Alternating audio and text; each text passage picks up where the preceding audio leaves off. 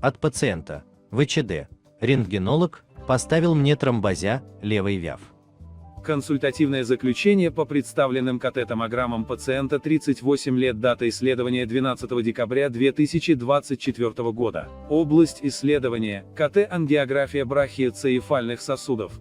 Представлены томограммы в нативной и артериальной фазе сканирования.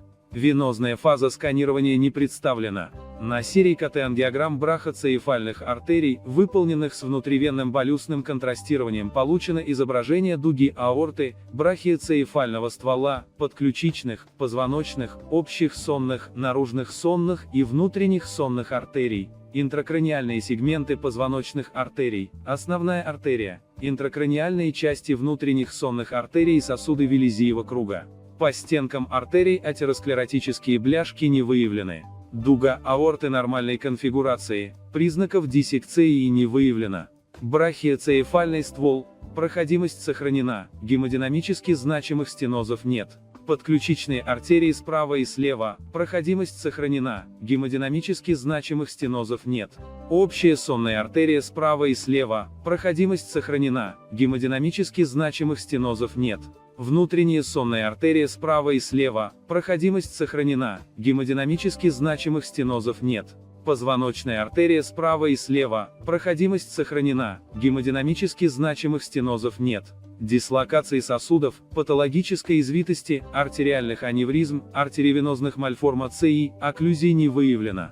Внутренние сонные артерии симметричны, избыточной извитости артерий не отмечается. Сифоны артерий обычной конфигурации без признаков стеноза. Передние и средние мозговые артерии симметричны, имеют обычный ход. Передние мозговые артерии кровоснабжаются из ипсилатеральных внутренних сонных артерий. Передняя соединительная артерия развита обычно. Позвоночные артерии в сегменте V4 симметричны. Избыточной извитости артерий не отмечается. Основная артерия хорошо развита, кровоснабжается из обеих позвоночных артерий. Задние мозговые артерии отходят от основной артерии, симметричны. Задние соединительные артерии визуализируются с обеих сторон. Виллизиев круг замкнут. Данных ЗААФ, аневризмы, окклюзии брахиоцефальных артерий головного мозга и их ветвей не получено.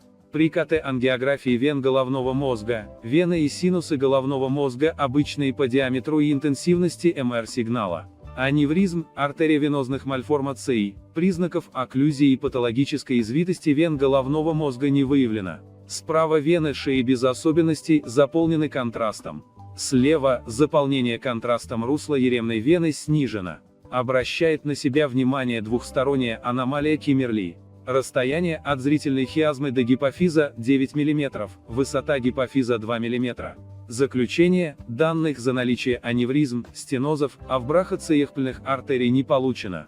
КТ признаки замедленного заполнения контрастом вен левой половины шеи, двухсторонней аномалии Киммерли, пустого турецкого седла. Рекомендовано проведение КТ-венографии брахиоцефальных вен, консультация сосудистого хирурга с результатами. 12 декабря 2024 года. КМН, доцент Котов МА, а заключение не является окончательным диагнозом и должно оцениваться лечащим врачом вместе с результатами других исследований и клиническими данными. Комментарий врача-рентгенолога. В рентгенологии все просто. Чтобы получить хороший и правильный результат, нужно сделать хорошее исследование.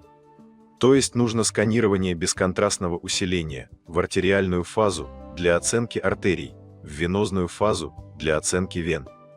В артериальную фазу часть контраста уже попадает в вены и их частично видно. Но обычно всегда сначала сброс контраста из головы в артериальную фазу сканирования идет с одной стороны, а уже в венозную фазу заполняются контрастом обе еремные вены. Вам нужно сделать КТ-венографию, то есть сканирование в венозную фазу, потому что только при анализе ее результатов можно достоверно оценить вены. Я не думаю, что там есть тромбоз. Также есть признаки повышения внутричерепного давления, пустое турецкое седло, от этого болит голова и нужно обратиться к неврологу. Вопрос пациента. Сегодня я связывался с врачами, которые делали мне КТ. В общем, они сказали, что сканировали вены именно в венозной фазе. По их словам, это была именно венография брахиоцефальных вен. То есть, если я правильно понимаю, дело в контрасте?